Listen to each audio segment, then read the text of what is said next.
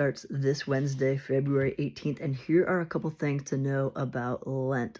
It is part of the church calendar, which has been put in place to help us sort of feel the different appropriate postures throughout the year during different seasons. Like in Advent, leading up to Christmas, we are meant to really dive into the feeling of waiting and anticipation.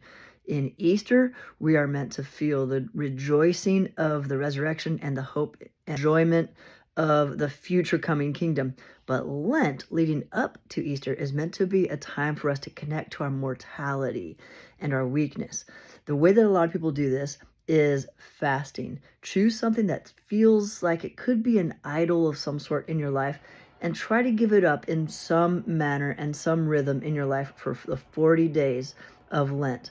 On Sundays, those are considered feast days. So whatever you have given up during the other 40 days, on Sundays, traditionally they say you can enjoy that thing that you've given up.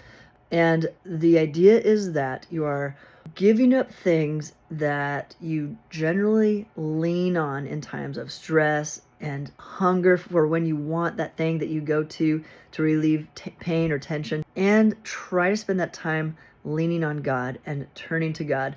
And this is a process that Jesus did when he was in the desert being tempted. It is sort of symbolic of what happened to the Israelites in the 40 years in the desert, and also similar to the 40 days and 40 nights of the flood that Noah went through. These are times of testing and transformation and preparation for something more. So during the moments that you are giving up something, use those times to point your affection and attention to God. Instead of just feeling how much you want food, if that's what you've given up for a time, lean into prayer and try to really see that man does not live on bread alone. Or if you've given up social media, instead, maybe sit down and read your Bible.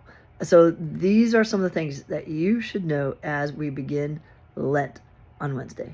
I'm planning to do something I've never tried before, but my Muslim friends give up food and drink during daylight hours for all of Ramadan. And it's 30 days for them. Lent is 40 days for us.